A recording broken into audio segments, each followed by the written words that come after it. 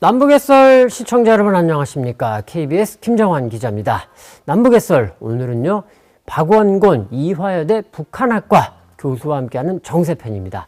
자, 저희가 이번 주에는요 미중 사이에 좀 묘한 어쩌면 긴장이 완화되는 거 아니냐 이런 흐름이 있어서 이것도 짚어보고, 그리고 무엇보다 미국 대통령 선거가 1년 남았습니다. 저희가 녹화하는 시점은 이제 10월 31일, 10월의 마지막 날 화요일입니다만 저희 유튜브에 올라가는 날짜가 이제 11월 4일, 11월 3일 금요일인데 11월 5일이 미국 대통령 선거 1년인데, 그래서 오늘은 미국 대통령 선거 전반적으로 제도적 특성이 뭔지, 그리고 누가 지금 더 어떤 판세인지 요거까지 좀 짚어보도록 하겠습니다. 안녕하세요, 교수님. 네, 안녕하세요. 오랜만에 나와주셨습니다. 예, 감사하고요.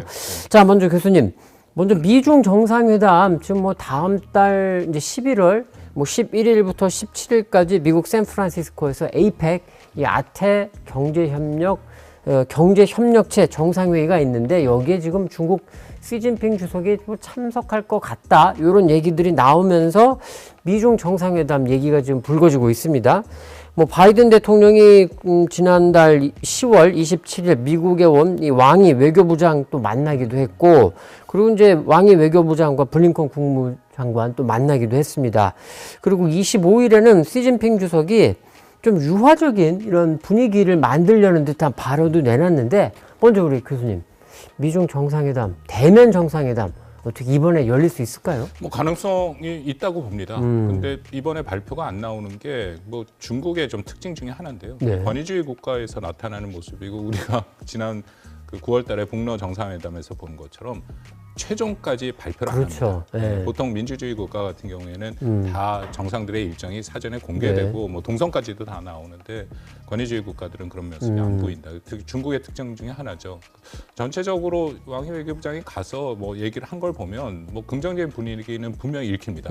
일단 만난 시간을 우리가 보면요, 토니 블링컨 국무장관이랑 6시간, 이틀에 걸려서 6시간을 만났고, 제이크 설리반 국가안보부 장관이랑 3시간을 만났고요. 그 다음에 바이든 대통령이랑 1시간, 전체 10시간을 만났어요. 뭐 그 정도면은 사실 굉장히 광범위한 내용들이 논의가 되고, 그러네요. 그리고 논의가 시간이 길어질수록 논의가 상당 부분 어떻게 보면 좀 잘 됐다라고 볼 수 있죠. 처음부터 벽이 있으면 그렇게 논의를 길게 끌어갈 수가 없는 부분이에요. 물론 뭐 역으로 오히려 좀 첨예한 문제가 있어서 길어질 수도 있지만, 근데 전반적인 분위기는 괜찮았다. 제가 이 평가 기준은 사실은 중국 내부에서 나오는 문건을 보면 과연 이거를 어떻게 왕이 외교부장의 방미를 어떻게 평가하는지를 확실하게 좀 알 수 있습니다. 심도 있고 건설적이며 실질적인 전략 소통을 해서 그 미국과 중국, 중미 관계가 안정과 개선을 위한 긍정적인 신호를 서로 보냈다. 그러니까 이번에 왕위의 방중은 미중 관계의 긍정적인 요소가 더욱 많아졌다는 그런 평가가 나옵니다. 흔히 양쪽이 회담하거나 이러고 나서 솔직하게 얘기했다고 할 때는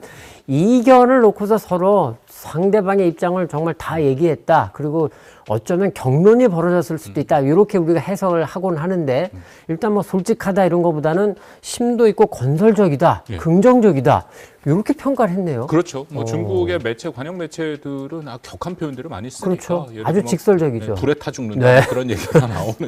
시진핑 주석이 직접 얘기했잖아요. 네. 네. 그런 면에서 이 평가의 수준이 이전보다는 훨씬 더 긍정적으로 바뀌었다. 근데 다만 왕이 외교부장이 계속 그 방미해서 그 강조했던 것이 하나가 있죠. 작년 11월에 발리에서 있지 않았습니까? 굉장히 의미 있는 미중 간의 첫 대면 정상회담인데, 다시 발리로 돌아가자라는 얘기를 했어요. 그 발리에서 5가지 정도를 그 중국이 미국한테 요구를 했는데, 뭐 그중에 이런 겁니다. 대만 독립을 지지하지 않는다, 혹은 동맹 강화를 통해서 반중국을 취재하지 않는다. 그러니까 이런 것들이 확실히, 그러니까 정확한 표현으로 왕이 외교부장이 뭐라고 얘기했냐면 발리로의 복귀를 확실하게 해야 된다. 문제는 이 5가지가 굉장히 모호한 개념입니다. 그렇죠. 그러니까 뭐 이게 어떤 그 미중 정상회담 11월에 그거에 어떤 걸림돌이 될 것 같지는 않습니다. 그렇기 때문에. 어떻게 보면요, 과거 보면은 중국이 애매모호하게 합의를 해놓고 자기네들이 원하는 대로 했고, 그런데 우리는 그 합의에서 벗어나지 않는다 이런 식으로 했었는데, 지금 오히려 중국 쪽에서 그 합의 내용을 복귀해야 된다라고 하는 게 그게 좀 눈에 띄기도 하는데, 자, 근데 어쨌든 미중 정상이 다시 만나면 이제 미국과 중국 모두 좀 국내외적으로 좀 어려운 상황에 있으니까 그게 이제 아마 만나게 된 동력 중에 하나인가 이런 생각은 드는데, 우리한테 중요한 건 두 강대국 정상들이 만났을 때 뭐 전 세계 정세, 뭐 이스라엘, 팔레스타인, 우크라이나, 러시아 뭐 별 얘기를 다 하겠는데 그 중에 과연 북한 문제, 한반도 정세도 다룰지, 그리고 다루면 얼마나 좀 심도 있고 깊게 다룰지, 그게 우리 한반도 정세에 또 어떤 영향을 줄지 이런 게 궁금하거든요. 어떻습니까? 그렇습니다. 그걸 보기 위해서는 이번에 왕이 외교부장이 말씀드린 10시간을 만났는데 과연 미국의 핵심 인사 대통령까지 포함해서 무슨 얘기를 나눴는지, 그렇죠. 그 의제가 올라간 의제가 결국 북한 문제, 한반도 문제가 들어갔으면 그런 미중 정상회담에서도 그 의제가 올라갈 가능성이 높은데요.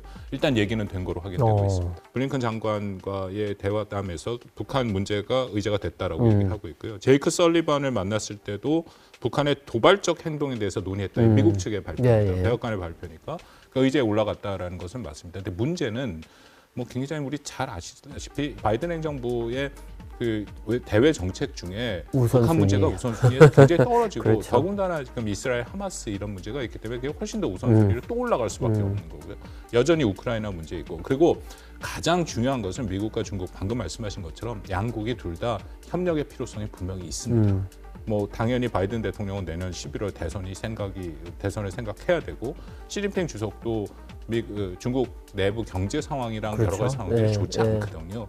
그러기 때문에 협력의 필요성이 있기 때문에 아마 협력 분야를 어떻게, 그러니까 늘 미국이 얘기하는 것처럼 안전대, 가드레일을 치면서 전략적 경쟁을 제도화하자라는 얘기를 하는데 그 부분이 미중 간에 11월 달에 만나면 가장 중요한 의제가 될 수밖에 없다. 근데 물론 그 전에 어떻게 생각하냐면 한국 정부, 우리 정부의 역할이 굉장히 중요해요. 지금부터 적극적으로 미국과 소통을 해서 일단 한반도 문제, 특히 요즘 중국에서 북송, 탈북자 북송 문제 그렇죠. 심각하지 네, 않습니까? 네, 네. 저는 그거를 어떻게든지 의제에 좀 올릴 필요가 있다. 그걸 비롯해서 뭐 여러 가지 것들, 이거 11월 에이펙에서 시진핑, 윤석열 대통령 간의 정상회담 가능성도 뭐 완전히 배제할 수는 없거든요. 그러니까 그런 면에서 또 뭐 바이든 대통령과의 정상회담을 통해서라도 한국이 생각하는 중요한 의제가 올라가도록 노력을 할 필요가 있다고 생각합니다. 중국이 특히 이제 많이 쓰는 표현 중에 구동존이 뭐 이런 말 쓰지 않습니까? 서로 같은 거는 이제 계속 얘기해서 잘하고 차이는 조금 잠시 미루자 뭐 이런 식으로 얘기하는데, 살짝 미중 간에도, 그런데 중국 입장에서는 북한 문제는 우리 좀 이견이 있으니까 나중에 조금 더 얘기하지 뭐 이런 식으로 혹시라도 이러려고 하지 않을까 이런 걱정도 드는데, 이 미중 정상회담 관련해서는 다음 달에 또 실제 정상들이 만나면 저희가 또 깊이 다뤄보도록 하겠습니다. 자, 교수님, 그리고 오늘 사실 이제 교수님한테 조금 더 집중적으로 듣고 싶었던 얘기, 미국 대선 2024년 11월 5일입니다. 그래서 이제 미국 대선에 대해서 뭐 판세도 판세지만 사실은 뭐 얼마 전에 있었던 그 중국 항저우 아시아 경기 대회, 그리고 내년 파리에서 열리는 올림픽, 그리고 이제 지난해 2021년 11월 카타르에서 이제 월드컵 축구 대회, 이런 큰 국제 행사들이 4년마다 열리는데 미국 대선도 또 4년마다 열립니다. 그런데 이제 이런 스포츠 행사보다 미국 대선이라는 게 국제사회에 훨씬 더 직접적이고 영향을 크게 주기 때문에 우리가 정말 주의 깊게 봐야 되는데, 근데 또 한편으로는 이런 게 있죠. 미국 대통령 선거 되면은 대선이 저렇게 되는구나, 저 나라는, 이렇게 우리가 알았다가 시간이 지나면서 또 이렇게 좀 까먹거든요. 그래서 이게 복습도 좀 해야 되는데, 제가 좀 자료를 찾아보니까 올해 미국 인구가 대략 한 3억 4천만 명 정도 되고, 2020년 대선 기준으로는 그 당시 유권자가 2억 3,900만 명 정도였다고 합니다. 그리고 그 가운데 1억 6천만 2천 명 정도가 투표를 했다, 이렇게 지금 통계가 나와 있는데, 우리 선거라고 하면은 1억 6천만 2천 명 가운데 그러면 8천만 1,001표, 그러니까 과반수에서 딱 한 표라도 더 얻으면 그 사람이 승자. 우리는 이렇게, 우리 제도는 이런데 미국 제도는 다르죠. 네. 심지어는 전국 득표에서는 저도 내가 백악관 주인이야, 이런 경우도 사실 있었거든요. 네, 자, 미국 선거, 교수님 보시기에 조금 뭐 특징점 요거 조금 좀 몇 가지 간략하게 좀 짚어주시죠. 알겠습니다. 그 전에 제가 북한학과 교수가 일하느냐라는 질문들을 종종 듣는데요. 제가 그 북한과 미국을 연구하고 그렇죠. 제가 네. 학부 때 사실 미국 정치를 그래서 전공을 사실 해서 요 시간을 교수님한테 맡겨드린 건데. 제가 뭐 계속 미국 정치에 관심이 있습니다만 흑역사도 많이 있고요. 막 워낙 틀려서 네. 그 미국 선거 제도는 기본적으로 우리가 미국을 미합중국이라고 얘기하지 그렇죠. 않습니까? 연방 제도죠. 50개 주가 모여서 하나의 국가를 만든 거기 그래서 때문에 영어로도 유나이티드 스테이츠 오브 그렇습니다. 아메리카. 예, 그게 네. 가장 핵심이라서 미국의 선거는 한국과 같이 직접 선거가 아니라 이제 이른바 선거인단을 뽑아서 하는 간접 선거입니다. 주마다. 네. 그래서 전체 선거인단 숫자가 489명이고요. 489명. 그 중에 이제 270명, 과반수 반 이상을 이기면 이기게 돼 있습니다. 근데 문제는 각 주마다 이 선거인단의 숫자가 다 다르게 책정이 돼 그러겠죠. 있어요. 어떻게 예. 돼 있냐면 하원 의원 각 주마다 하원 의원은 인구 비례입니다. 그러니까 큰 주에는 하원 의원이 많은 거고, 예를 들어 캘리포니아 같은 제일 많은 뭐 거고요. 플로리다. 예, 그렇죠. 예. 그런 주에는 많은 거고, 작은 주에는 하원 의원 숫자가 적죠. 그래서 선거인단도 하원 의원 수 더하기 상원의원은 내 상관없이 각 주마다 무조건 두 명이잖아요. 예. 그렇게 해서 각 주마다 선거인단이 돼 있고 거기에 워싱턴 DC는 주에 들어가 있지 않습니다. 네. 근데 플러스 워싱턴 DC가 세 석을 갖게 돼 있죠. 그래서 전체가 480. 수도니까. 그렇습니다. 예. 이게 이른바 영어로 winner takes all이라는 승자 독식. 네, 승자 독식. 예, 그래서 두 주, 메인주와 네브라스카 주만 제외하고 나머지는 한 표라도 더 많이 가져가면 그 주의 선거인단을 다 가져가게 되는 거죠. 복잡해요. 예, 복잡합니다. 그러니까 복잡해요. 그런 네. 경우 때문에 방금 말씀하신 것처럼 전체의 투표수에서는 앞서지만 선거인단에서는 숫자가 적기 때문에 대통령이 안 된 사례가 그렇죠. 가장 근접한 사례는 2016년. 네, 힐러리 힐러리 클린턴과 당시에 트럼프. 트럼프가 붙었는데 그 당시에 힐러리가 192만 표를 더 받았습니다. 전국적으로는. 예, 192만 표를 더 받았는데 안 됐고요. 그 전에 이제 조지 W 부시와 고어 선거도 비슷한 상황이 왔고요. 그때는 막 그 법원으로 갔잖아요, 정말 표 결국은. 차이가 안 네. 나서 뭐 몇 번 재검토까지 하고, 근데 그거가 결국 이제 승복을 하는 형식으로 해서 네, 네. 넘어가긴 했습니다만, 그래서 이론적으로는 어떻게 되냐면요. 전체 일반 투표의 22%만 바꿔도 대통령이 될 수 있다. 이론적으로. 그러면은 인구가 적은 주들에서 한 표 차이로만 이겼다. 이게 물론 이건 이론적인 거긴 그렇죠. 합니다만 네. 최악의 상황에서는 그렇게 나올 수도 있다라는 거죠. 아주 그게 독특한 미국만의 좀 제도다. 그렇습니다. 이렇게 볼 수 있는 거잖아요. 근데 문제는 지금 김 기자님 질문하신 것처럼 왜 이렇게 이게 좀 합리적이지 않지 않습니까? 언뜻 우리 보기에는 좀 조금 좀 아닌 것 같은 이럴 때가 있거든요. 네. 그래서 아까 말씀드린 연방제도 이렇게 해야 주가 하나하나가 사실 국가 같은 개념이기 때문에 만약에 그냥 우리 같이 직접 선거를 해버리면 사실은 큰 주, 인구가 많은 주 그런 주를 중점적으로 가서 선거 운동을 하게 되고 그럴 수 있겠네요. 작은 주는 다 이렇게 뭔가 좀 방치되거나 덜 중요해져 버린다는 거죠. 그래서 주별로 그게 연방제도의 특징이고 또 미국은 그렇게 한번 뭘 만들면 헌법도 그렇지 않습니까? 헌법 하나 만들어 놓고 그거 절대 안 바꾸고요. 네. 거기에 이제 수정 헌법이라서 조항을 집어넣는 형식으로 굉장히 짧습니다. 이게 얼마 안 되는 내용들이거든요. 그런 또 전통도 있어서 여전히 문제가 없지는 않지만 각 주의 권위를 또 각 주를 중요시한다는 의미로 이 선거인단 제도를 계속 유지하고 앞으로 바뀔 가능성은 그런 측면에서 보면 합리적이구나 이런 생각도 들고 그런데 전국 득표에서 이겼는데도 진단 말이야 이렇게 또 생각하면은 저건 뭐지 이런 생각도 들고 뭐 어쨌든 미국 국민들이 그냥 그렇게 받아들이는 제도니까 일단 중요한 건 이거 같습니다. 주의 어떤 권위, 각 주마다 동등하다 이런 거를 인정을 하고 그러다 보니까 각 주에서 한 표라도 더 이기면 각 주에 걸린 선거인단은 다 가져간다. 요거는 좀 기억하시면 될 것 같고 근데 교수님 또 이런 게 있어요.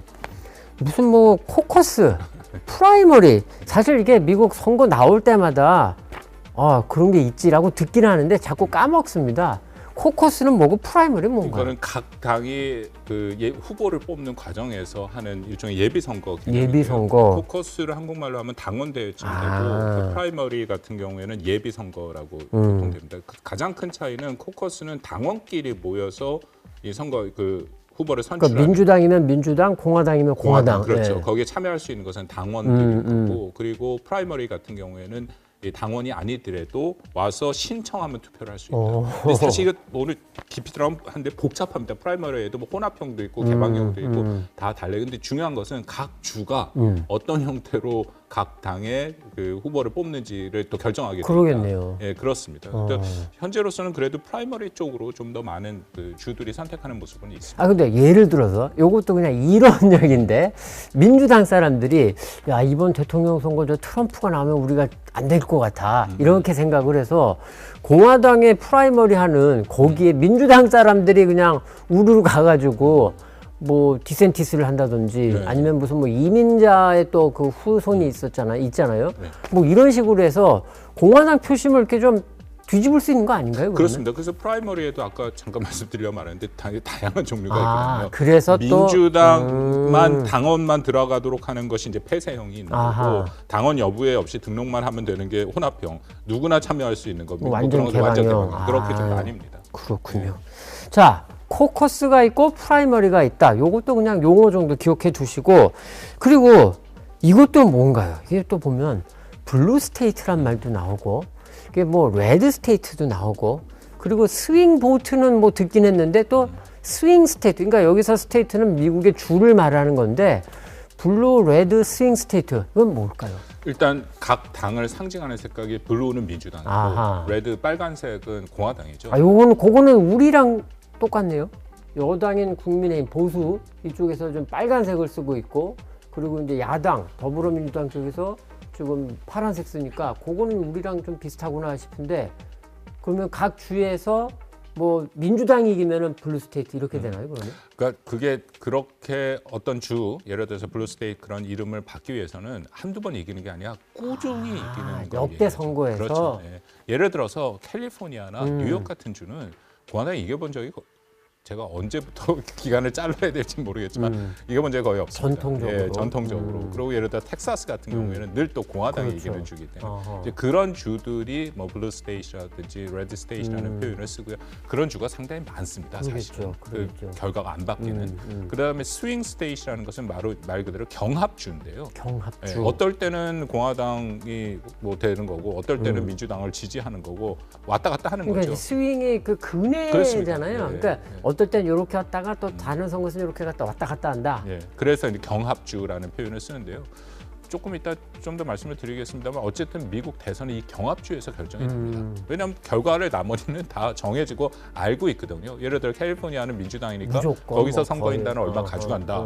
뭐 예를 들어 그건 다 확인이 되는데 그래서 마지막에 경합주를 누가 가져올 것이냐가 결국 선거의 가장 핵심적인 결정력이 그러니까 돼버립니다. 이런 생각이 팍 드는 게 블루 스테이트, 레드 스테이트는 각 당의 집토끼. 그렇습니다. 그리고 이제 스윙 스테이트는 산토끼. 그렇죠. 아, 산토끼를 어떻게 잡느냐?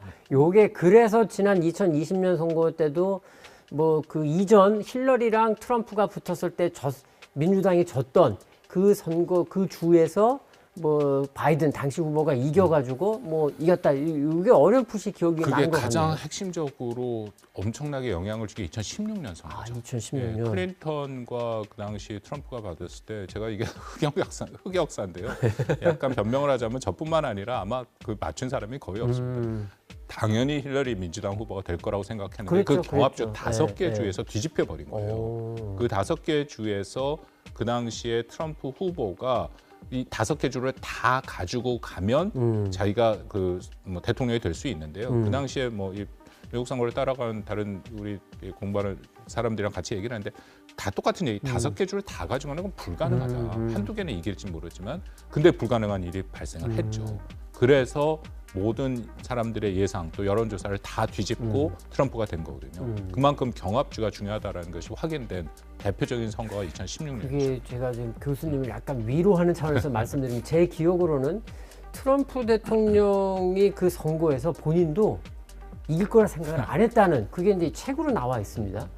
그러면서 이 트럼프가 이겼다라고 하니까 본인이 굉장히 당황했다. 몇 시간 동안 거의 패닉이었다. 이제 이런 그 책도 나와 있으니까 우리 교수님 너무 흑역사라고 위축되지 마시고. 그때 나온 게 샤이 트럼프라는 얘기가 그랬죠. 나왔죠. 예, 그러니까 샤이가 여론조사에 나왔죠. 잡히지 예. 않는다. 지금은 많이 분위기가 바뀌었습니다만 2016년만 하더라도 트럼프를 지지한다라는 것을 공개적으로 얘기한 게 좀 창피한 일까지로 여겨졌습니다.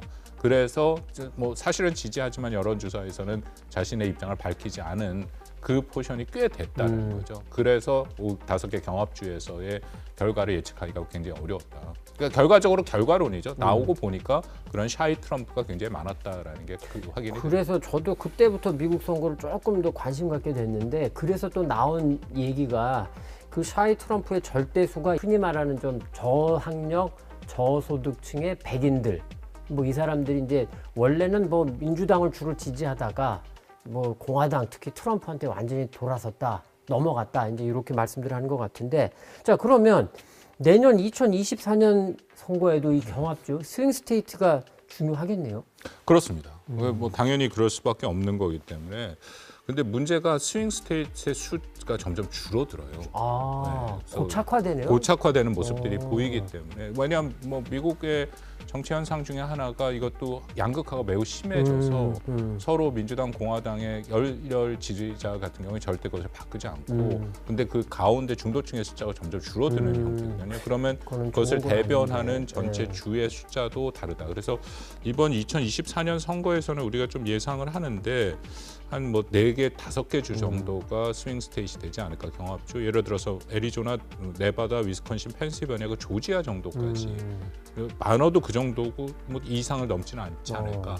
그러니까 결국은 그 주가 미국 대선을 결정할 수밖에 없다라고 볼 수 있습니다.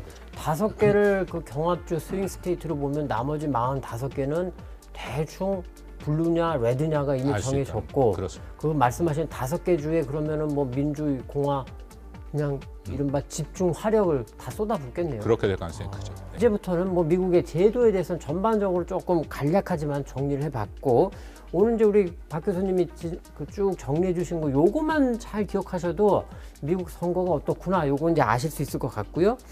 지금 보면 미국 민주당은 현 대통령 바이든 대통령 그다음에 이제 공화당은 트럼프 전 대통령 뭐 최종 후보가 그냥 되겠거니 이런 생각은 듭니다만 아직 그래도 1년 정도 남아 있으니까 그래서 여쭤보는데 혹시 뭐 사실 공화당 안에는 뭐 디센티스 그 플로리다 주지사도 있고 그리고 이제 그 최근 나온 아이오와주 그 이번 이제 공화당이 처음 경선 대회를 할 거로 보이는 거기에서는 니키 헤일리 전 유엔 대사가 2위 그룹으로 좀 올라왔더라고요. 이런 식으로 혹시 변화 가능성을 혹시 어떻게 보시는지? 일단 공화당부터 보면요. 근데 트럼프 전 대통령의 지지율이 워낙 높기 때문에 압도적이죠. 네. 이게 참 희한한 현상인데요. 기소가 4번 되지 않았습니까? 그러니까 기소가 될 때마다 지지율이 올라가요. 심지어는 본인 머그컵 사진 예, 그걸 그렇죠. 또 팔아가지고 또 돈도 많이 벌고 정치 후원금도 받고. 그래서 여론조사 9월 기준으로 보면 퍽스뉴스랑 키니피악 대에서 여론조사를 했는데 모두 트럼프 공화당 내 트럼프 지지가 60%가 나옵니다.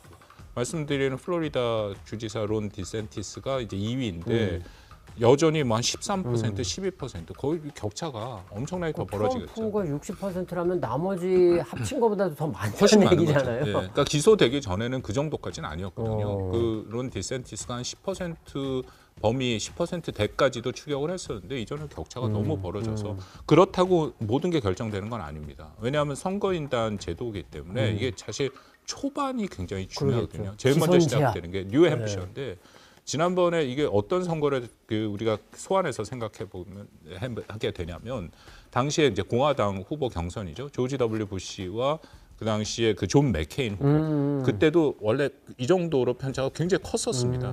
근데 막상 선거가 시작이 되니까 맥케인 후보가 초반에 굉장히 선전을 했어요. 그랬더니 이게 사실상 상당 부분 경쟁 형태로 갔는데 물론 그래도 조지 W 부시가 되긴 했는데요. 이제 그런 모습과 비슷한 것들이 나타날 수도 있다. 그렇지만 현재로서는 트럼프의 가능성이 높다라고 얘기할 수밖에 없죠. 그렇군요. 뭐 민주당은 그냥 손쉽게 바이든 뭐 이른바 현직 대통령 프리미엄 뭐 이것도 했고 하고 뭐 사실 별로 안 보이잖아요. 민주당은 그냥 바이든 대통령이 되겠죠. 근데 그 미국의 정치 전통이 현직 대통령이 크게 문제가 있지 않는 한 그 다음에 재임으로 가는 그 당의 후보가 되는 것은 뭐 크게 예외 없이 그렇죠. 되거든요. 네, 네. 근데 민주당이 고민이 분명히 있긴 있습니다. 왜냐하면 바이든 대통령의 지지율이 계속 떨어지고 있어서 특히 지금 뭐 이스라엘과 이 하마스, 네. 뭐 팔레스타인 이것 때문에 더 그렇더라고요. 그렇습니다. 37%까지 떨어졌고 그리고 여론조사를 보면 CNN이 9월 달에 나온 걸 보면 응답자의 46%가 공화당의 어떤 대선 후보를 내더라도 바이든 대통령보다 나은 선택이라는 얘기를 했고 월스트리트 저널 9월 달 여론조사도 보면 민주당 지지층의 3분의 2가 네. 바이든 대통령의 재선에 대해서 부정적이다. 부정적이다. 근데 문제는 민주당이 사람이 안 보여요. 뭐 예를 들어서 게빈 뉴섬 캘리포니아 주지사 정도가 조금 얘기되긴 하고 아니면 니키 헤일리 얘기가 되긴 하는 그 해리스 부통령 네, 네. 얘기가 되긴 하는데 뭐 그들이 과연 뭐 대놓고 바이든 대통령에게 그런 그 경쟁자로 드러날 것이냐. 해리스 부통령은 또 워낙에 인기가 없다 뭐 이런 얘기도 있다고 하던데. 없습니다. 그래서 일각에서는 심지어는 오바마 전 대통령 부인 미셸 그러니까 오바마. 저도 지금 그 생각이 떠올랐거든요. 그 여론조사 보니까 미셸 오바마가 나오면 공화당이 트럼프 후보를 이기는 거로 여론조사가 나오는데 본인이 전혀 생각이 없다 고사를 하니까. 그럼 이건 어떻습니까? 미국 대통령 선거 제도 앞서 이제 중요한 건 짚어주시긴 했는데 트럼프 대통령이 이제 재선에 실패하고 그리고 다시 나오잖아요. 그러면 아니 오바마가 남편 오바마 대통령이 굉장히 인기도 좋았고 그랬는데 뭐 몇 번 쉬었으니까 2번 쉬었으니까 또 나올 수 있는 거 아닙니까? 아니 제 그 수정헌법에는 딱 2번. 무조건 2번 재선을 하건 트럼프처럼 이렇게 마지막으로 하는 게 하건. 프랭클린 D 루즈벨트 FDR이 마지막 3번 했었고요. 네. 그 후부터는 2번. 무조건 2번이니까 안 되고 그러면은 어쨌거나 미국 민주당 지지자들 입장으로서는 내키진 않지만 이거 인물도 없고 저 할배를 또 모셔야 되겠네 뭐 이럴 것 같은데 자 그런데 또 한편 이런 건 있죠. 전반적인 그런 흐름은 그 현 대통령 바이든 대통령에게 좋지는 않지만 그런데 또 미국의 대통령 선거라는 게 보면 사실 그 국내 문제가 더 중요하지 바깥에서 뭐가 하건 이거는 선거의 결정적 요인은 아니다. 맞습니다. 특히 국내 경제가 정말 중요하다. 이제 이 미국 대통령 선거를 이제 전문가들이 그렇게 평가를 하시는데 어떻습니까? 요거 이제 혹시 우리 교수님 부담 가질지 좀 조심스럽긴 합니다만 자 내일이 미국 대통령 선거일이다. 그래서 이제 투표를 해야 된다. 그러면은 그걸 기준으로 보면 트럼프입니까? 바이든입니까? 우리 방송 시작하기 전에 김 기자님 이 질문 안 하신다고 제가 하지 말라고 말씀을 부담이 되죠. 제가 2016년 흑역사를 쓴 경험이 있기 때문에 네. 앞으로 1년의 시기가 남아 있어서 변수가 굉장히 많습니다. 그렇죠. 근데 중요한 것은 뭐 이게 한국 대선도 그렇고 자유민주주의 국가에 좀 약간 공통적으로 나타나는 건데 몇 가지 핵심 변수가 있죠. 그중에 제일 중요한 것은 경제. 그러니까 일단 바이든 대통령 입장에서 미국 경제가 지표로 나타나는 것은 괜찮습니다. 네, 네. 바이노믹스라고 해서. 근데 문제는 실질적으로 체감하는 경제가 굉장히 어렵고 여전히 인플레이션이 굉장히 미국에 이런 말이 있습니다. 그 갤런당 미국은 워낙 뭐 풍족하게 쓰는 소비 사회니까 기름값이 그렇죠. 1갤런당에서 4달러가 넘어가면 이거는 여당이 절대 이길 수 없다라는 이제 그런 약간 속설 같은 게 있는데 거의 4달러에 육박하고 오르내리고 있거든요. 그러니까 체감하고 있는 미국 국민들의 아니 경기는 좋다는데 물가는 너무 올라오고 자기 삶은 어렵다. 그럼 이건 당연히 책임이 여당 현 대통령한테 갈 수밖에 없는 거고. 유가를 생각하면 이제 만에 하나 중동이 5차 중동 정쟁 이런 식으로 가서 하면은 유가는 더 막 그럴 수 있으니까. 그렇습니다. 그렇게 되면은 뭐 현 여당의 바이든 대통령이 굉장히 더 어려워질 수밖에 없는 거고요. 이제 그거 외에도 몇 가지 미국에 아주 첨예하게 유권자들이 투표를 할 때 생각하는 것들이 있죠. 뭐냐면 인종 갈등 문제, 그렇죠. 그 부분도 있고 이민자 문제, 그리고 이제 메디케어, 메디케이드라고 불리는 의료보험 문제, 그리고 교육 문제. 그러니까 사실상은 실상 자신들의 삶에 굉장히 밀접한 그런 것들이 핵심적인 내용들로 드러나 있는데요. 현재로서는 바이든 대통령이 나름 뭐 4년간 의미 있는 정책들을 많이 했습니다. 그러니까 IRA, 인플레이션 감축법 그렇죠. 같은 게 우리에는 특히 뭐 미국 우선주의라 해서 불편한 조항들이 있어 얘기를 하지만 그것이 사실상 미국 내에서는 굉장히 다른 의미를 갖는 예를 들어 기후 변화라든지 민주당의 핵심 어젠다가 거의 다 들어가 있거든요.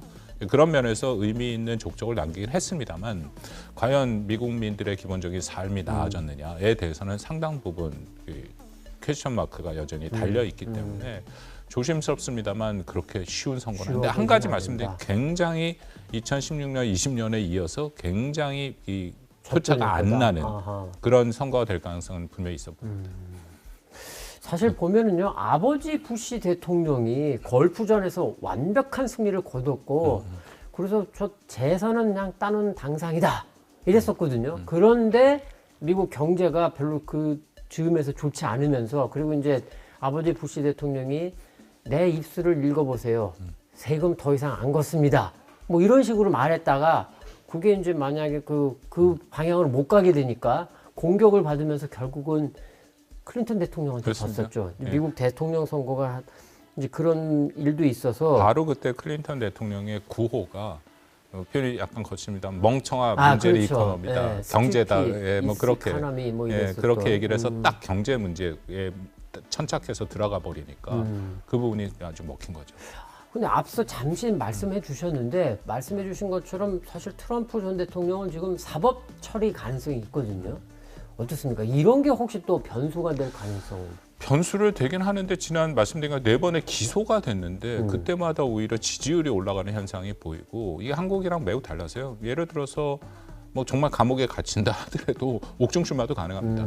대통령이 못 나가는 법이 없거든요. 그러니까 미국은 오히려 기본적으로 3가지 요건, 뭐 나이라든지 태생 그런 3가지 조건만 딱 미국에서만 태어나고 그렇죠. 예. 그것만 3가지 조건만 딱 정해놨고 그 외에 다른 조건들이 없어요. 감옥에 그러니까 있느냐 예, 이런 뭐 거는 상관없이 상관없고. 나갈 수 있다라는 의미인데 뭐 앞으로 선거 그 재판 결과가 영향을 주긴 하겠죠 분명히. 그렇지만 그 어떻게 될지는 좀 두고 볼 필요는 있습니다.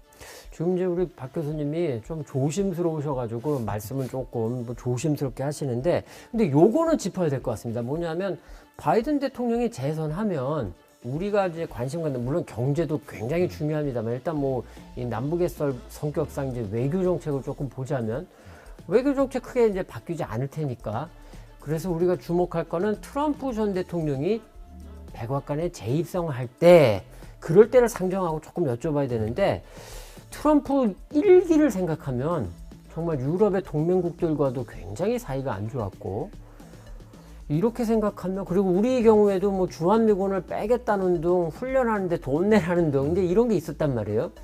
그걸 생각하면 야, 트럼프 2기가 되면 그때 못지 않을까 이런 걱정이 드는데 어떻게 보실까요?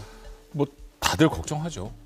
왜냐하면 분명히 말씀하신 것처럼 우리가 1기에 4년을 경험했는데 굉장히 다른 정책, 미국 우선주의 그리고 동맹을 바라보는 시각이 딱 비용 편익적. 돈 내라. 이렇게 좋게 말씀드려서 비용 편익적이고요. 사실 2016년 트럼프 대통령이 되고 나서 뭐 일간지에서 저보고 좀 길게 그 트럼프의 대통령 4년은 어떻게 될 거냐를 좀 써달라 해서 썼는데요. 제가 부제로 뭘 썼냐면 쇼미더머니를 썼습니다. 그 당시에 그 유명한 딱 맞네요. 딱 진짜. 맞췄습니다. 네. 그리고 그 당시에 저도 기억을 못했는데 나중에 어떤 그 기자분이 그걸 보고 얘기를 했는데 제가 그때도 트럼프가 김정은을 만날 것이다라고 했는데 맞았어요. 그러니까 이런 게 예상이 가능했던 게 트럼프의 그 정치적인 자신의 어젠다 의제는 아주 분명합니다. 그리고 트럼프가 굉장히 논란이 많은데 4년 동안 자기가 그 하겠다라는 건 어떤 형태로든지 거의 다 했어요. 제일 황당한 것 중에 하나가 남부의 이민자들 불법 이민 못하게 장벽 쌓는 거 쌌거든요. 그러니까 그런 것들을 실제 했다라는 거기 때문에 어느 정도 예상은 가능한데 제일 큰 것 중에 하나가 뭐 아주 명백하게 미국 우선주의를 다시 얘기를 할 거고 오히려 더 강화할 거고 거기에 제가 아까 말씀드린 쇼미더머니라고 쓴 게 미국이 경제적 이득을 취하려면 사실은 적성국이나 경쟁국이 아니라 동맹국과 우호국한 압박을 가하는 게 훨씬 빠른 방법입니다. 쉽다. 상대적으로 그렇죠. 더 쉽다. 제가 그때도 그렇게 썼거든요. 그래서 표현이 좀 거칩니다만 동맹국 팔을 비틀 수 있다. 근데 그 모습이 다 드러나긴 했죠. 근데 이게 뭐 트럼프뿐만 아니라 미국 내 여론조차도 사실은 동맹국에 대한 방위비를 왜 미국이 다 대비를 하느냐. 이 부분에 대해서는 어느 정도 일정 수준 글쎄 뭐 표현이 좀 그렇습니다만 예를 들어서 나토 국가 같은 경우에는 방위비를 각국이 GDP 대비 2%로 하기로 벌써 약속을 했는데 지키는 국가가 몇 개 안 되거든요. 그러니까 그런 문제가 계속 제기가 된다라는 거고 우리한테도 뭐 잘 아시겠지만 5배 방위분담 인상을 요구했습니다만 결국 바이든으로 넘어와서. 근데 이 부분은 뭐 조금 조심스럽긴 합니다만 분명하게 이렇게 갈 겁니다. 근데 가는 대신에 우리가 이걸 어떻게 잘 대비하고 활용할 것인가 훨씬 중요한데요. 이게 어떻게 보면은 우리가 좀 그렇습니다만 돈으로 그러니까 비용을 지불함으로써 오히려 한미 동맹에 우리가 원하는 것을 더 얻어낼 여지도 있다. 아하. 그러니까 어차피 틀림없이 트럼프는 이거에 압박을 대해서 할 텐데. 압박을 할 텐데 그러면 그거를 우리가 최대한 활용을 해서 차라리 쿨하게 주고 그렇죠. 그러면 우리 목소리가 더 들어갈 수 있다. 날 수가 예를 있다. 들어서 전략 자산이 우리가 필요하지 않습니까? 한반도 전개돼야 되는데 이게 바이든 행정부랑도 정기적이라고 얘기를 했지 순환 배치가 아니에요. 네, 순환이라는 것은 반드시 정해놓고 어느 시기에 그렇죠. 뭐가 들어와야 네, 된다. 네.